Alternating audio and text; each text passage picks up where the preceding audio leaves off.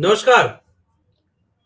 5 राज्यों के विधानसभा चुनाव के परिणाम आ चुके हैं और अब नए चेहरों का ऐलान हो चुका है, जो उन 5 राज्यों में अगले 5 सालों के लिए अगर सब ठीक रहा तो वो राज करेंगे, मुख्यमंत्री बनेंगे। तो आज की इस वीडियो में ये बातचीत करेंगे कि भारतीय जनता पार्टी ने खासकर 3 राज्यों जो उन्होंने जीत हासिल की, इन 3 राज्यों में किन चेहरों को मुख्यमंत्री पद के लिए चुना और इसके पीछे की राजनीति क्या है। छत्तीसगढ़, मध्य प्रदेश, राजस्थान, इन तीनों के साथ उन्होंने कौन से समीकरण साधने की कोशिश की है, किन लोगों को चुना गया है और उनके चुने जाने के साथ आने वाले वक्त में वो क्या असर डालेंगे, वो किस तरह के चुनावों को परिणामों को प्रभावित करेंगे और इनका क्या नया साध लेने की कोशिश बीजेपी की है, किस वोटर को वो साधने की कोशिश कर रहे हैं। अब सबसे पहले हम ये कोशिश करते हैं शुरू करने की, समझने की। सबसे पहले राजस्थान से बात करते हैं क्योंकि वहां से चीजें दूसरे ढंग से चलती हैं। राजस्थान में जो मुख्यमंत्री पद दिया गया है वो भजन लाल शर्मा। बीजेपी एक काम करती है मेरे हिसाब से, जो मैं जितना मेरी राजनीतिक समझ कह रही है। बीजेपी पहले जिस राज्य में चुनाव जीतती है, बहुमत से चुनाव जीतती है, उस राज्य के लोगों के आंकड़े मंगाती है। और वो आंकड़े मंगाती है कौन से, कि मान लीजिए कोई बड़ा चेहरा है, कोई बड़े लोग हैं, तो उन लोगों के पास कितने विधायक हैं, कौन दावेदार बहुत बड़ा है, और उस दावेदार की दावेदारी की पूरी जांच पड़ताल, और उसको सारे लोग ले आते हैं। तो अब ये गौर करेंगे कि बीजेपी काम कैसे करती है। जिसके पास सबसे ज्यादा विधायक, जिसके पास विधायकों का समर्थन बहुत ज्यादा, उनका पत्ता पहले ही कट गया और आखिर में कुछ नाम रखे जाते हैं जो गुमनाम होते हैं, जिनको शायद कोई जानता नहीं, और जिनके पास विधायक नहीं होते हैं, वो खुद विधायक हो और कोई बहुत ज्यादा उनका वैसा बोलबाला न हो कि प्रदेश में उसका पूरा नियंत्रण हो जाए, केंद्र की लगाम छूट जाए, एक ऐसी पतंग रहे जिसकी डोर मजबूती से केंद्र के हाथ में बनी रहे। और यही कोशिश, कामयाब कोशिश, पहले भी झारखंड में, चाहे वो रघुबर दास हो, उसके बाद हरियाणा में चाहे वो मनोहर लाल खट्टर हो, कोई नहीं जानता था, न किसी ने कयास लगाया था कि इन ऐसे लोगों को भी मुख्यमंत्री बनाया जा सकता है, ये मुख्यमंत्री पद के चेहरा हो सकते हैं।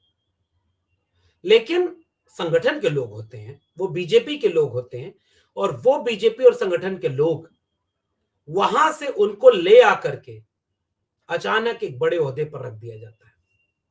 और ऐसा कोई बीजेपी के इतिहास में नया नहीं है। खुद प्रधानमंत्री मोदी जब गुजरात के मुख्यमंत्री बने थे, जब वहां पहुंचे थे, तो वहां उनको लेकर के भी कुछ ऐसी ही चीजें थी। उस जमाने के नेता अटल बिहारी वाजपेयी ने हरियाणा में जो आरएसएस और बीजेपी का काम देखते थे, संगठन का काम देखते थे, इन्हें अचानक यहां से ले जा करके वहां चुनाव लड़वाया गया और बड़े ओहदे पर बिठा दिया गया, नियंत्रण में बने रहे। इसकी तरह उन्होंने मनोहर लाल खट्टर को भी चुन करके वहां पर बिठाया, और उसके बाद रघुबर दास हो, तमाम नाम ऐसे आएंगे। और इस बार वो चौंकाने वाला नाम भजन लाल शर्मा का। भजन लाल शर्मा जो शायद पहली बार विधायक बने हैं, और भजन लाल शर्मा को लेकर के पूरा का पूरा जो मीडिया में है, करोड़पति हैं, हालांकि उनके पास कम दौलत है,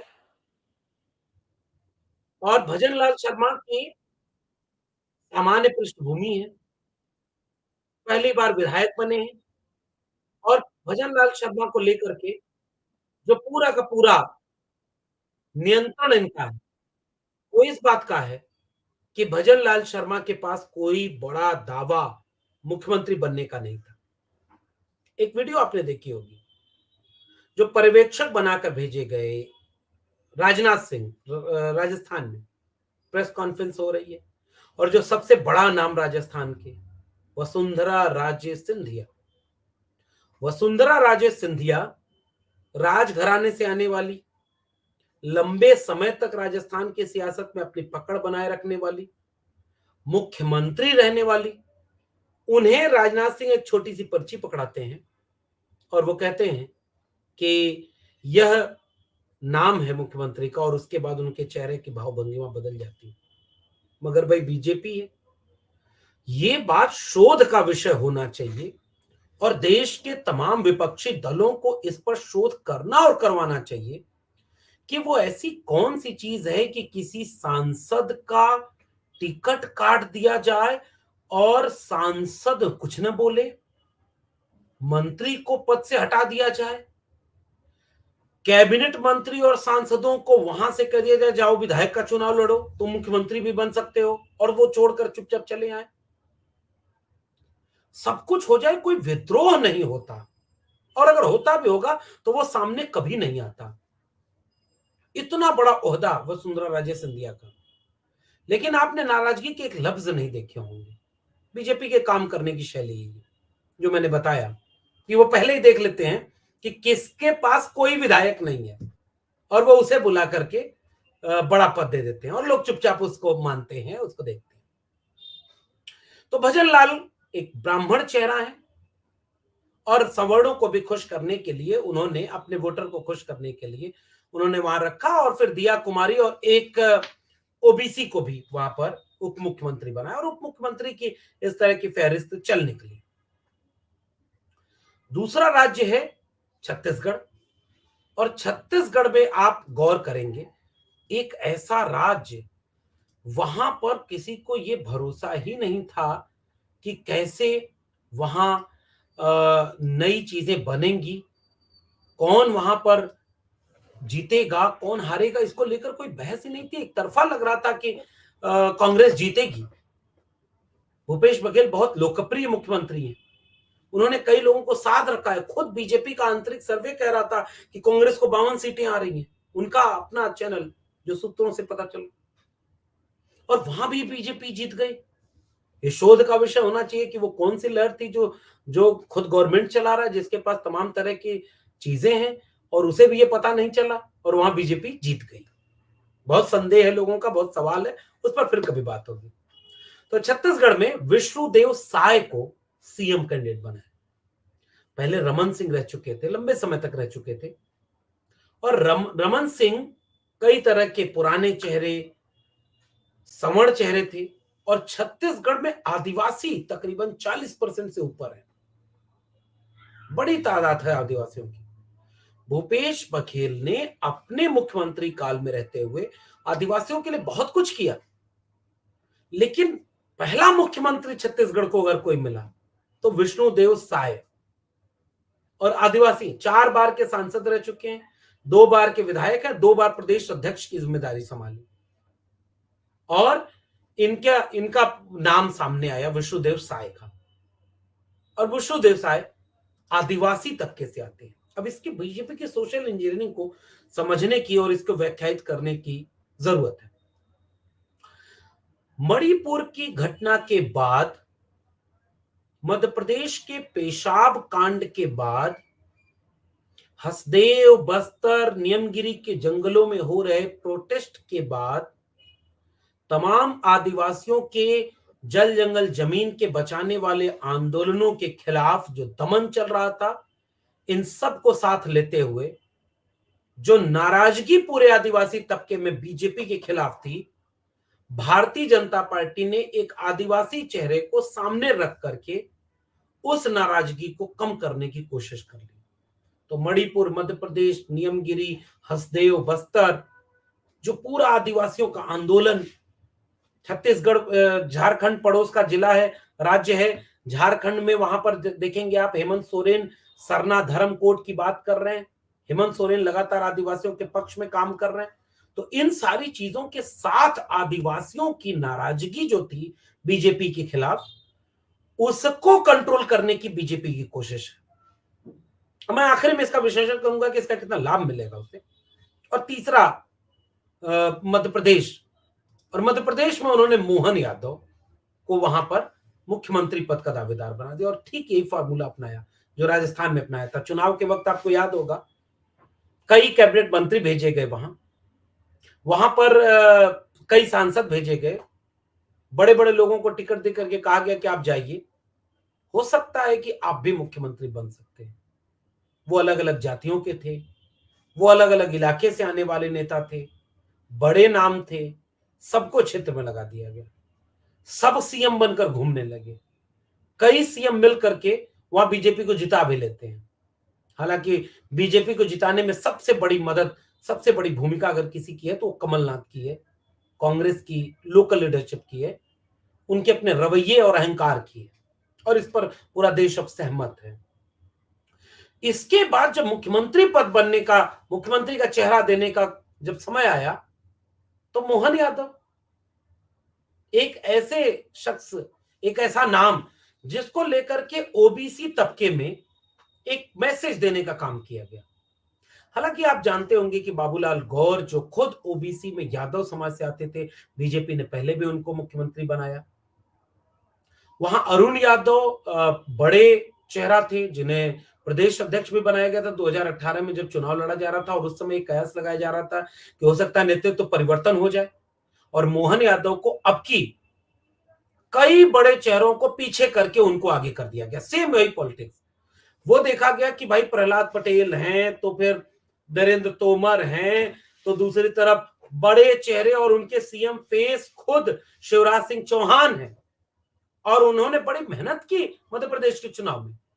शिवराज सिंह चौहान की लाडली योजना, शिवराज सिंह चौहान की अपनी भूमिका, लोकप्रिय होने का अपना पूरा तंत्र, सरकार में होने का अपना पूरा तंत्र, ये सब कुछ रहने के बावजूद एक वीडियो आती है जिसमें शिवराज सिंह रोते हुए बच्चियों को गले लगाते हैं, और लाडली लोग कह रही हैं कि साहब हम तो आपको वोट दिए थे, ये कोई और कैसे आ गया। ये पूरा तंत्र इस तरह से काम करता है। लेकिन इसमें जो सबसे बड़ा बिंदु है जिस पर बात करनी और समझनी चाहिए, कांग्रेस पार्टी के बड़े मुद्दे में से एक मुद्दा था जाति जनगणना का। क्योंकि मध्य प्रदेश के संदर्भ में बात कर रहा हूं, वैसे तो यह बड़ा मुद्दा बिहार का है, उत्तर प्रदेश का है। कांग्रेस पार्टी ने बाकी जगहों पर भी इस पर बात की, खुद राहुल गांधी ने भी इस पर बात की, और चुनाव हारने के बाद मुझे पूरी उम्मीद है कि कांग्रेस पार्टी के भीतर जो सवर्ण लॉबी होगी वो इस बात को समझाने की कोशिश करेगी कि आप देखिए जाति जाति की बात करके मुद्दा भी हार गया, हम चुनाव भी हार गए, और दूसरी तरफ बीजेपी ने ओबीसी और ओबी यादव को मुख्यमंत्री बना दिया, उधर आदिवासी को मुख्यमंत्री बना दिया। ये बीजेपी की चाल है, तो इसको लेकर के अभी हम विश्लेषण करेंगे। लेकिन बीजेपी की चाल ये है कि वो जाति जनगणना से बनने वाले एक देशव्यापी दबाव के सामने उन्होंने एक यादव को मुख्यमंत्री उत्तर प्रदेश मध्य प्रदेश में बना दिया, छत्तीसगढ़ में एक आदिवासी, और अपर कास्ट के लिए एक मुख्यमंत्री राजस्थान में दे दिया। तो बीजेपी इस तरह से रणनीति बनाकर काम करती है। आप गौर करेंगे कांग्रेस और तमाम पार्टियों ने इस पर बड़ी लापरवाही बरती। एक समय ऐसा था जब 10-10, 15-15 मुख्यमंत्री ब्राह्मण केवल हुआ करते थे भारत की आजादी के तुरंत बाद से लेकर लंबे समय तक। और आज बीजेपी जो बदली हुई नजर आ रही है, और इस पर आपको ये तीनों परिणाम देखने को मिल रहे हैं। तो बीजेपी का काम करने का तरीका यह है कि एक बार में ही केंद्र में बीजेपी के बड़े नेता जो थे मोदी के बाद, जो अपना भविष्य देख रहे होंगे, उन लोगों ने तमाम बड़े चेहरों को एक झटके में किनारे लगा दिया। ये सबसे बड़ा विश्लेषण, और ये बात पूरे देश को समझ में आ रही है, ये बात उन नेताओं को भी समझ में आ रही है, ये बात वहां की लीडरशिप को भी समझ में आ रही है। शिवराज सिंह चौहान कितने बड़े चैलेंज बन जाते, ओबीसी तबके से आते थे। शिवराज सिंह चौहान उस तरीके से कोई बहुत विवादित व्यक्ति भी नहीं, बीजेपी के आदमी है, ये तो बात जगजाहिर है, लेकिन वो एक चेहरा बन सकते थे जो केंद्र में तमाम वो लोग कि जो मोदी के बाद कौन, उसका जवाब बन सकते थे, उनको भी निपटा दिया गया। चाहे वो वसुंधरा राजे सिंधिया हो, और सिंधिया परिवार के साथ तो गजब का खेल हुआ। ज्योतिरादित्य सिंधिया इस उम्मीद में गए थे, कांग्रेस पार्टी तोड़ कर गए थे, चुनी हुई सरकार गिरवा कर गए थे कि आएंगे हमारे विदिन आएंगे, उनको भी किनारे लगा दिया गया। और ऐसे व्यक्ति को वहां भी चेहरा बना दिया गया जिसके पास अपना कोई ऐसा जनाधार न हो कि वह पूरे प्रदेश में अपने नियंत्रण में बीजेपी और वहां के संगठन को ले ले। तो बीजेपी के काम करने का तरीका यह है।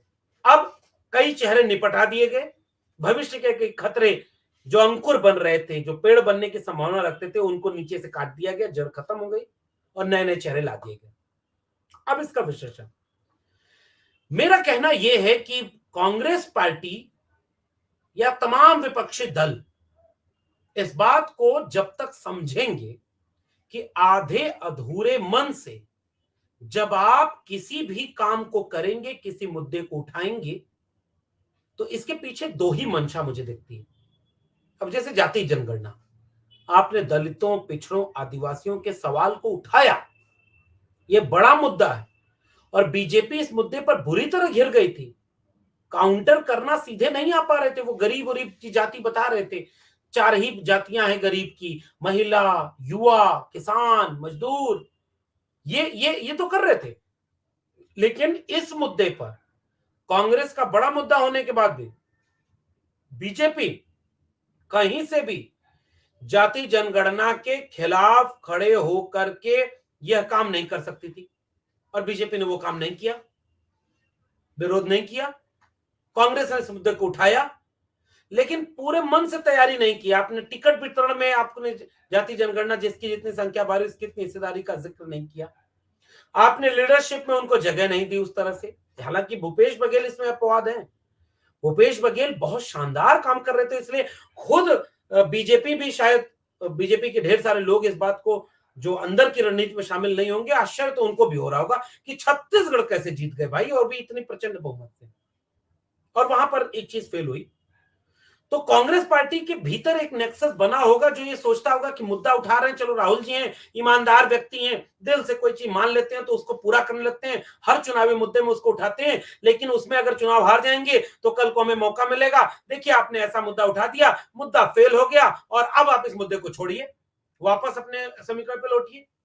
और वहीं दूसरी तरफ बीजेपी जिस मुद्दे पर सबसे ज्यादा घिरती है वो अपने तमाम राजनीतिक प्रतिद्वंदियों को कमजोर करके वहां की टॉप लीडरशिप, उन्होंने ऐसा रिप्रेजेंटेशन दे दिया कि राष्ट्रपति किसको बनाया हमने, रामनाथ कोविंद, दलित। राष्ट्रपति अब किसको बनाया, पहली महिला आदिवासी, महामहिम द्रौपदी मुर्मू जी, महामहिम गोविंद जी।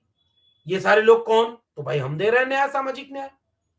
अरे भाई 12 दलितों को कैबिनेट मंत्री हमने बनाया, 27 ओबीसी को कैबिनेट मंत्री हमने बनाया, 4 मुख्यमंत्री ओबीसी के हमने दिए, प्रधानमंत्री हमारा ओबीसी। ये सब गाते गाते आपने बीजेपी को मौका दिया और बीजेपी ने अब कहीं आदिवासी को बिठा दिया तो कहीं ओबीसी को बिठा दिया और मोहन यादव से वो यूपी और बिहार के यादवों को साधने की कोशिश कर रहे। बहुत सारे लोग बह भी रहे हैं, तभी अचानक सोशल मीडिया पर चलने लगा कि भाई वो आरएसएस वाले यादव हैं। कौन से वाले, भूपेंद्र यादव वाले। कौन से वाले, हुकुमदेव नारायण यादव वाले। कौन से वाले, नित्यानंद राय और बाबूलाल गौर वाले, जिनका सामाजिक न्याय से कोई रास्ता नहीं, कोई वास्ता नहीं। तो बीजेपी असल में यह बात आप जनता को कैसे समझाएंगे कि कौन कौन सा वाला है, लेकिन बीजेपी कितने शातिर तरीके से अपने को शिफ्ट कर रही है कि हम अब शहरी ब्राह्मण बनिया पार्टी नहीं रहे और बीजेपी ने अब बहुत बाकायदा अपने पूरे स्ट्रक्चर में होल्ड दिया है अपर कास्ट को। शहरी मतदाता अपना को कोर वोटर के लिए मंदिर में बन जाएगा, कोर वोटर के लिए धारा 370 अनुच्छेद 370 में संशोधन भी होगा, अपने कोर वोटर को खुश करने के लिए मुसलमानों को ठीक भी किया जाएगा, अपने कोर वोटर को एकदम इंटैक्ट रखने के लिए आरक्षण भी खत्म हो रहा है इनडायरेक्टली, अपने कोर वोटर को खुश करने के लिए भाई ट्रिपल तलाक का मुद्दा भी है, कश्मीर का मुद्दा भी है, नेहरू भी है। तो एजेंडा अपनी विचारधारा का लागू कर रही है कोर में। अपर कास्ट हेजमनी वाली पूरी चीज को, चाहे वो कारपोरेट घराने की हेजमनी हो, चाहे वो संस्थानों पर कब्जा हो, चाहे वो एकेडमिक इंस्टीट्यूशन हो। लंबे समय तक मैं भी आपके चैनल पर नहीं था क्योंकि मुझे भी नौकरी से निकाल दिया गया और अभी मैं उसकी लड़ाई लड़ रहा हूं, लड़ूंगा भी।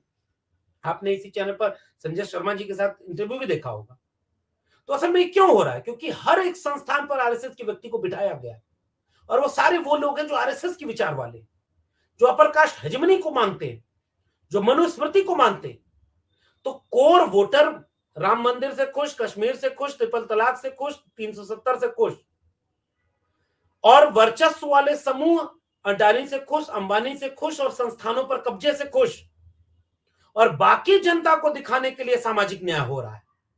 और यह है बीजेपी की रणनीति। जो रबर स्टैंप बनाए जाएंगे, जिनके पास कोई बहुत क्षमता नहीं रहेगी, निर्णय लेने की क्षमता नहीं रहेगी। कल्पना कर सकते हैं मोहन यादव को एक ऐसा निर्णय ले जो मोदी जी नहीं मानते हो, अमित शाह जी का उसमें विरोध हो, फिर भी मोदी जी, मोहनलाल जी कहते हैं मोहन यादव जी की भाई जाति जनगणना होगी, संभव है क्या? विष्णुदेव जी ये कह सकते हैं कि आदिवासियों के लिए हम सरना धर्म कोड लाएंगे, क्योंकि आदिवासी का सबसे बड़ा मुद्दा ये है, उनके जल जंगल जमीन का मुद्दा है, आदिवासी जितने अपराध में जेल में बंद है उन सबको बरी किया जाए। कोई मुद्दा ऐसा कभी नहीं पाएंगे जो ओबीसी का मुद्दा हो और मोहन यादव उठाए, आदिवासी का मुद्दा और विष्णु उठाए। लेकिन रिप्रेजेंटेशन हर जगह एक दे दिया जाएगा, और जनता जब तक इस बात को समझेगी, विपक्ष इसमें मन से चूंकि काम नहीं करता, विपक्ष अपनी फॉर्मेलिटी निभाने के लिए जाति जनगणना की बात कर रहा है, जमीन तक उसका नैरेटिव गया नहीं, और बीजेपी वाला नैरेटिव चला गया कि देखो तुम्हारी जाति के लोगों को उन्होंने कुछ दिया नहीं, हमने सब दे दिया, अब अगले चुनाव में 24 में हमको वोट दे दो। इसलिए ये सारी तैयारी 24 के चुनाव को लेकर हो रही है। और अगर विपक्षी दल इसी कदर आधे अधूरे मन से जन आंदोलनों के दबाव से मुद्दा उठा लेंगे, लेकिन जमीन पर उसको उतारने की कोई व्यवहारिक रणनीति नहीं बनाएंगे। कितनी बार जाति जनगणना का उस पैशन से उल्लेख किया है कांग्रेस के बाकी नेताओं ने, जैसे वो राहुल गांधी करते थे। तो इससे क्या दिखता है कि आप आधे अधूरे मन से मुद्दे उठा रहे हैं, और वहां बीजेपी की 3 लेयर की राजनीति करके, 3 स्तर की राजनीति बना करके सबको साधने में लगी, और इसका पूरा निशाना 2024 के चुनाव में दलित, पिछड़े, आदिवासी वोटरों को अपने साथ लाने का, और संस्थानों पर कब्जा और नौकरी, हिस्सेदारी और संपत्ति को बेच करके उन्होंने अपर कास्ट हेजमनी वालों को खुश कर लिया, और जो सांप्रदायिक लोग थे उनके लिए राम मंदिर, 370 और ट्रिपल तलाक का मुद्दा तो काम कर ही रहा है, और बाकी जो बच गए उनके लिए 5 किलो अनाज अगले 5 साल तक फ्री। ये बीजेपी की रणनीति है। और अगर आप इस रणनीति को आधे अधूरे मन से काउंटर करने की हसरत पाले हुए हैं, तो आपको आपकी विफलता की अग्रिम बधाई। और अगर आप समझते हैं कि देश को बचाना वाकई जरूरी है, आपने बहुत सारी गलतियां कर दी हैं, तो आपको बीजेपी की इस रणनीति की काट ढूंढनी पड़ेगी। तो मैं एक लंबे गैप के बाद 4 PM पर आया, निजी जीवन में एक नया मोड़, लेकिन इसके साथ ये कारवां जारी रहेगा, विश्लेषण करेंगे, फिर मिलेंगे किसी और विषय के साथ। तब तक के लिए बहुत बहुत धन्यवाद।